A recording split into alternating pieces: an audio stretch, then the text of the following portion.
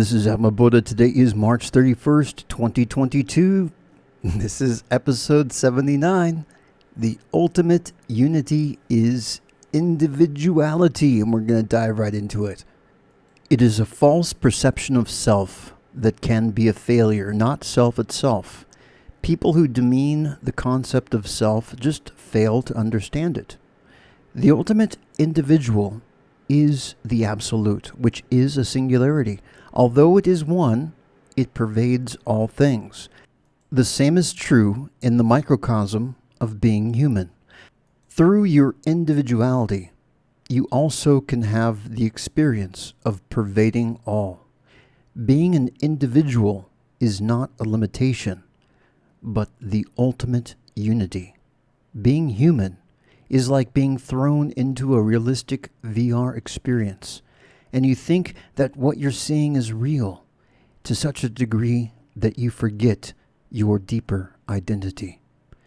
Many people intuitively feel that the limited idea of who they are is wrong. Some of those people then assume that individuality itself is wrong. It's not individuality that is wrong, but your misconception of self. Everything is set up to be a paradise. The only missing ingredient is that people don't see the paradise that is here already. Instead of what is amplified is war and viruses and violence. However, the absolute is you, the ultimate version of you. In fact, for the absolute to even exist, it must be the truest version of you. How is it possible that the absolute can be one, and yet it is also the truest version of everyone, you might ask? That is an excellent question.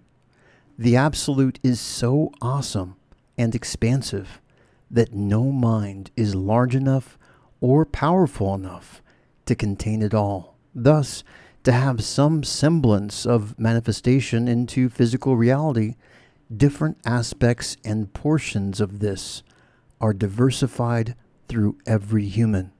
The purpose of this is not to make a carbon copy of the absolute and make everyone the same. That would be impossible. Instead, it expresses itself through the uniqueness of each individual, which gives unlimited potential to aspire towards. The more awesome you become, the closer to the absolute you become in power, capabilities, intelligence, fortitude, and wisdom, among others. It is what puts limitlessness into the concept of potential, regardless of species. So how is individuality the ultimate unity? Unlike collective consciousness or groupthink, which are fraught with limitation, collective consciousness cannot bestow enlightenment, but only via the absolute can you truly be one with the universe and the spark of the infinite that connects all of us. But instead of conformity to an ideology, it brings true liberation. The collective consciousness may be vast, but only the absolute is free from limitation entirely. And why is it unity? Because it is one. You can't get closer together than being one. To unite with it is to complete consummation with the best of everything that is. Thus concludes the written portion of today's topic, which is individuality is the ultimate unity. And like most things when it comes to the absolute, it is a profound paradox. Because when you think about it, a chief criticism of individuality is that it's not unity. That it is people on their own being mavericks and being bold and being free and being liberated and not having any sense of accountability to an overall collective. But that's the irony, because it's only through the individual that a relationship can be obtained directly with the absolute. A group consciousness cannot form a relationship with the absolute because the two are entirely incompatible with each other. The absolute is not a collective, it is one. And the concept of a group consciousness, of a collective consciousness, means that it is not one. Yes, it could be considered fairly close together because it's kind of a group think, and you have all of these minds that are melding into some common space. But when you look at it deeper, you realize that it's not one. It's an agreed upon matrix of ideas, you might say. But it is an expanse. It's limited. It's limited in the case of collective consciousness to whatever species are attuned to that collective consciousness. And that collective consciousness may be different for other species. It may be different for plants. It may be different for other life forms. Whereas the absolute, it pervades everything. And so when we have the concept of unity, what is unity? That means being together, united. And what is the most united thing that's achievable? One. To be one. And yet, from the face of it, to be one would imply to make everybody the same. If you look at it purely from a materialistic perspective, it's like if everybody was one, it's like they're cut from the same cloth, that they become carbon copies of each other.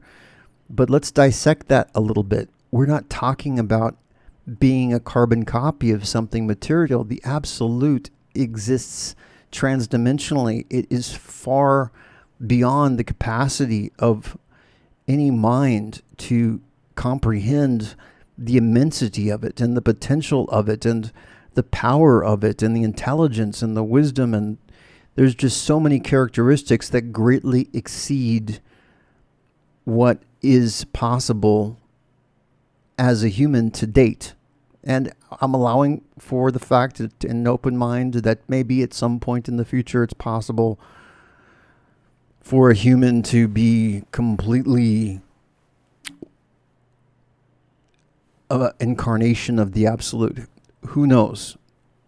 That would be the ultimate ideal to strive for. But even then, what is it to be human? People have unique characteristics and personality traits that separate them from each other. So if we were to look at the absolute and we were to say, okay, well, what personality traits does the absolute have? You wouldn't be able to quantify that, because it would basically be kind of a combination of every single personality type that could possibly exist. And that is, again, something very difficult to comprehend. But so what we're looking at here with the absolute is an ultimate potential, a potential that contains the best of everything. In fact, it's so massive that it's not even contained. In fact, it's impossible to be contained. But that's as close as we can get to describing it. If you were to put everything that's possible into something, into one thing, everything that's amazing, then you would have the absolute. If you take the best of everything. And I've talked about that for ages, and I don't want to repeat so much in this podcast. So let's just go back to the topic, which is the ultimate unity is individuality.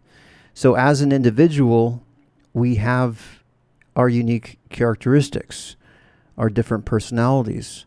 And because of the immensity of the absolute, we can still retain our individuality on a human level with full freedom. And we can develop and be who it is that we want to be or who we are born to be without limitations. In fact, the absolute itself is defined by a lack of limitations. So the more we become limitless in our own experience, the closer we are to having attributes of the absolute itself. And so the ultimate unity is to be one. And so conceptually, the only way it's possible to have both diversity and unity to a degree that it is actually one is through the concept of the absolute. And so, and the other aspect to keep in mind here is that the absolute is the most ultimate version of yourself. So it's not like you are becoming close to something that's not you. In fact, you're becoming closer to something and having a relationship with something that is the ideal part of you, the best part of you. If you were to take whatever image you might have of your own potential and how good you can be in whatever field of discipline that you want to focus on or not focus on, that would be the absolute. So it's a continuous shifting goalpost that you can never reach completely because of the limitations of the human mind, but you can experience it.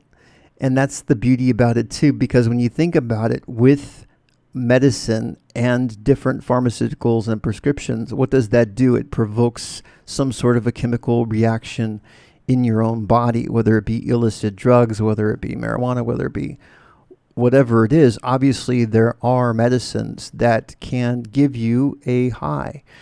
And the nice thing about the absolute and on this path of self-mastery is that your mind can manufacture these neurochemicals like serotonin and dopamine and all of that without a prescription.